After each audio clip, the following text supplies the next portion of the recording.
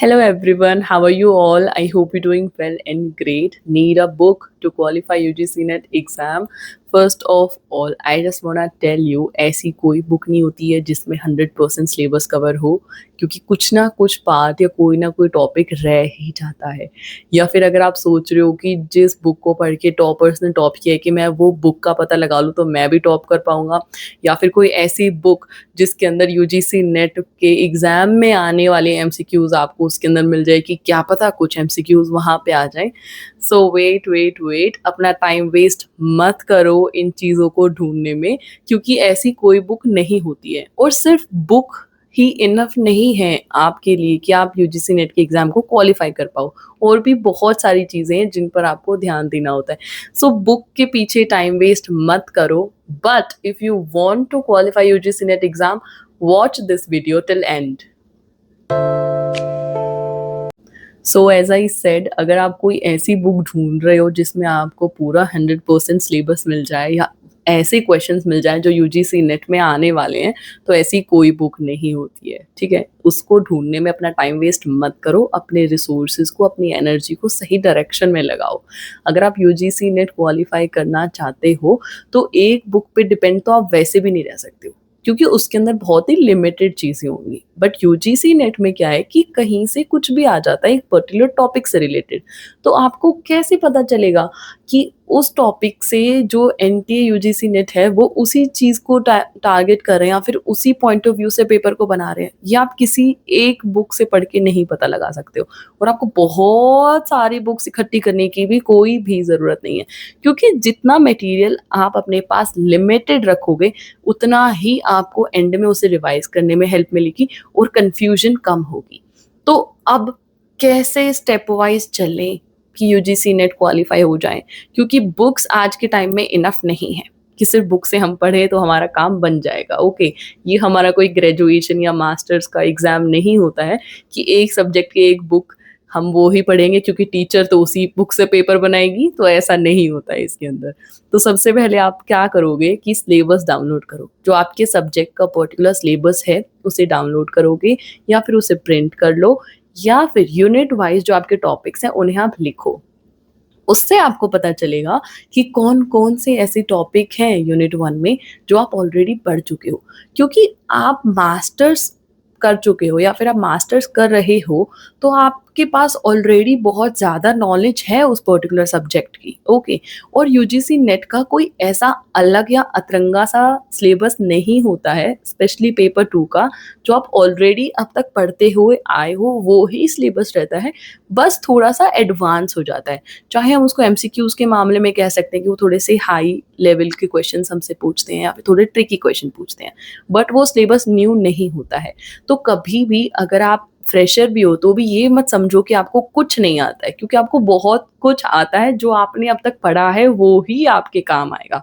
सो syllabus में सबसे पहले आपने देखना है कि कौन-कौन से ऐसे टॉपिक्स हैं जो आप पहले पढ़ चुके हो, क्योंकि जब आप सिलेबस को पढ़ोगे तो आपको खुद याद आएगा कि ये आपने मास्टर्स में किया है, या फिर ये टॉपिक आपने ग्रेजुएशन में किया हुआ है, या फिर कुछ बेसिक्स हैं जो 11th या 12th में आए थे। तो उन चीज़ों को वहीं से रिवाइज़ करो जहाँ से आपने पढ़ा हुआ है। हमारे जो बेसिक्स हैं वो क्लियर होने चाहिए। अगर आप सिर्फ़ एक बुक को टारगेट करके चलोगे, उसकी लैंग्वेज को समझने की कोशिश करोगे, तो वो आपके लिए ज़्यादा डिफ़िकल्ट होगा।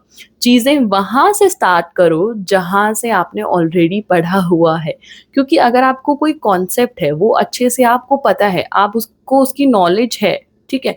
वो लैंग्वेज आपको अच्छे से समझ आ चुकी है, उसके वर्ड्स आपके दिमाग में ऑलरेडी हैं, तो हमारे लिए अच्छा है कि हम उसी से स्टार्ट करें, क्योंकि वो हमारे लिए बहुत आसान हो जाएगा।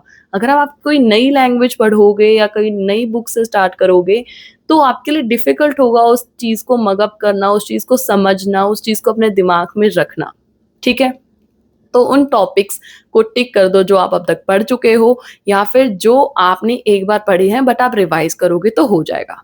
करेक्ट? अब जो टॉपिक्स आपको नहीं आते या फिर आपके वीक हैं, वो आपको पता चल जाएँगे, कौन-कौन से टॉपिक्स हैं जिनके ऊपर आपको और काम करने की ज़रूरत है। तो उन टॉपिक्स को गूगल पे सर्च करना स्टार्ट करो। गूगल से बहुत सारी इन्फॉर्मेशन आपके पास आ जाएगी, बहुत सारी वेबसाइट्स भी आपको नीचे शो होंगी। तो जो आपको सही लगे वहाँ से उसके बारे में पढ़ना स्टार्ट करो। तो इस तरीके से क्या होगा, एक बार आपका सारा सिलेबस भी कवर हो जाएगा, आपके बेसिक्स भी रिवाइज़ हो जाएँगे और बेस भी तैयार हो जाएगा। जिसकी मदद से हम एडवांस क्वेश्चंस को सॉल्व कर पाएँगे। अब एनटीए के लेवल तक कैसे पहुँचे? पेपर तो बड़ा एडवांस आता है, बहुत ट्रिकी क्वेश्चंस आते हैं। अब ऐसी कौन-सी बुक होगी जिसके अंदर हमें सच्ची वाले प्रीवियस क्वेश्चंस मिल जाएँ या फिर जो अच्छे क्वालिटी के मॉक टेस्ट हैं हमें वो मिल जाएँ। फिर से कन्फ्यूजन, फिर से बुक चाहिए हमें, नहीं, उसकी कोई ज़रूरत नहीं है। पर्सनली मैंने टेक्स्ट बुक ऐप को यूज़ किया था, क्योंकि वहाँ पे मुझे बहुत सारे प्रीवियस ईयर्स के क्वेश्चंस मिले थे और उन्होंने यूनिट वाइज़ टेस्ट भी बनाए हुए थे और टॉपिक वाइज़ टेस्ट भी बनाए हुए थे। लेकिन एक जो ख़ास बात मुझे उनमें लगी वो ये थी कि जो उनके यूनिट वाइज़ जो टॉपिक्स थे, उसके अंदर भी पीवाईक्यूज़ थे और जो टॉपिक वाइज़ हैं, उसमें भी आपके पीवाईक्यूज़ इन्वॉल्व थे। तो ये बहुत अच्छी चीज़ है, आप टॉपिक वाइज़ भी पीवाईक्यूज़ को अच्छे से रिवाइज़ कर सकते हो, अच्छे से पढ़ सकते हो। तो वहाँ से आपको बहुत हेल्प मिलेगी, क्योंकि पर्सनली मुझे भी उससे बहुत हेल्प हुई थी, जब मैंने वहाँ से पढ़ा था। और जब कोई एमसीक्यू ऐसा है जो आपको नहीं आता या फिर वो आपके लिए न्यू है, क्योंकि हमेशा जब आप पीवाईक्यू सॉल्व करोगे तो आपको कुछ ना कुछ नया ज़रूर मिलेगा, जो कि अच्छी बात है। उस चीज़ से आपको निराश नहीं होना कि ओह शिट! आपने कवर नहीं किया है या फिर आपको आता नहीं है या पेपर में आप कैसे करोगे? नो। पेपर से पहले तो आपको जितना नया क्वेश्चन मिले या फिर कोई ऐसा टॉपिक मिले जो आपने नहीं पढ़ा है, उससे खुश ही होना। क्यों? क्योंकि तैयारी अच्छी होगी आपकी। जो आपको नहीं पता वो भी आपके पास आ गया या फिर कोई नया टॉपिक से रिलेटेड कोई नया क्वेश्चन आपके सामने आ रहा है, तो ऑब्वियसली आप उसके बारे में पढ़ोगे, तो पेपर में जब आप बैठोगे, तो आपके पास ज़्यादा अच्छे से तैयारी करके बैठोगे। समझ रहे हो इस चीज़ को? तो निराश मत होना अगर आपका कोई टेस्ट खराब भी चला जाए या फिर आप कोई क्वेश्चन को आंसर भी ना कर पाओ तो। तो टेक्स्ट बुक ऐप में क्या होता है, ऊपर क्वेश्चन होता है और नीचे एक्सप्लेनेशन दिया होता है, जो बहुत हेल्प करता है आपको किसी भी पर्टिकुलर टॉपिक को डिटेल में पढ़ने के लिए और अच्छे से इन्फॉर्मेशन लेने के लिए। अब बात आती है नोट्स की। बच्चे बड़े कन्फ्यूज़्ड रहते हैं, नोट्स कैसे बनाएँ, क्या करें, क्या ना करें, किसी और के नोट्स खरीद लें क्या? देखो, जैसे-जैसे आप पढ़ते जाओगे ना, वैसे-वैसे ही आपके नोट्स खुद ब खुद बनते जाएँगे, ठीक है? अगर आप कोई एमसीक्यू पढ़ रहे हो और आपको कुछ नया दिखा, लाइक वो टॉपिक जो आपने अभी तक नहीं पढ़ा, तो ऑब्वियसली या तो आप उसका स्क्रीनशॉट लोगे या फिर आप उसको एक जगह डायरी में नोट डाउन करोगे। तो जब आप ऐसे खुद इंपॉर्टेंट चीज़ों को नोट करोगे ना, तो ऑटोमैटिक आपकी खुद ही नोट्स बन जाएँगे। आपको किसी और के नोट्स की ज़रूरत नहीं पड़ेगी। और सबके पढ़ने का तरीका अलग होता है। लाइक मेरे पढ़ने का तरीका अलग है, आपके पढ़ने का तरीका अलग है। ज़रूरी नहीं है कि जो जिस तरीके से चीज़ें मुझे समझ आती हैं वैसे आपको भी समझ आए, है ना? तो हम सबका तरीका अलग-अलग होता है। तो ज़बरदस्ती किसी दूसरे के तरीके में फिट होने की कोशिश मत करो। उस तरीके से चलो जिस तरीके से आप चल सकते हो। समझ रहे हो? ना ज़्यादा अपने ऊपर ज़्यादा प्रेशर दो, ना ज़बरदस्ती करो, कुछ नहीं, बहुत आराम से चीज़ों को समझते हुए और पढ़ते हुए चलो। अपने आप नोट्स बनाओ, अपनी चीज़ों को लिखो। हेल्प लेने के लिए आपको जिन पे ट्रस्ट है या फिर आपको लगता है कि उनके नोट्स जेन्युइनली आपके लिए बहुत बेनिफिशियल हो सकते हैं, तो आप उनके नोट्स को प्रेफ़र कर सकते हो। जब आप उन्हें पढ़ोगे तो आपको हो सकता है कोई ऐसे पॉइंट्स मिल जाएँ जो आपने अब तक नहीं लिखे हैं या फिर नहीं पढ़े हैं, जो आपके सामने नहीं आए हैं। बाकी जब आप पीवाईक्यूज़ लगाओगे, तो आपके सामने सारी चीज़ें खुद ब खुद आ जाएँगी और नोट्स बहुत अच्छे प्रिपेयर हो जाएँगे। हमेशा चीज़ों को कम ही रखना, नोट्स भी बनाओ तो शॉर्ट ही बनाना, ज़्यादा मतलब बड़ा-बड़ा मत कर देना चीज़ों को, क्योंकि जब आप उन्हें एंड में रिवाइज़ करोगे, तो आपके लिए बहुत ज़्यादा हो जाएगा और आप खुद कन्फ्यूज़्ड हो जाओगे कि किस चीज़ को पहले पढूँ और किसको बाद में पढूँ, ठीक है?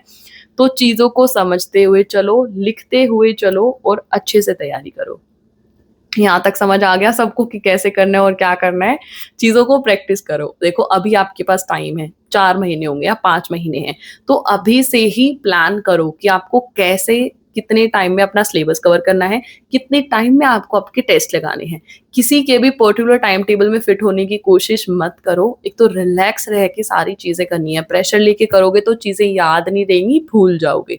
अभी फॉर एग्ज़ाम्पल आपके पास 4 महीने हैं, तो 2 महीने में या 3 महीने में कोशिश करो कि आपका सारा का सारा सिलेबस कवर हो जाए। और ऐसा नहीं है कि सिलेबस कवर करना है तो 3 महीने सिर्फ सिलेबस ही कवर करते रहोगे, कुछ और नहीं करोगे, नहीं, स्मार्ट तरीके से वर्क करना है।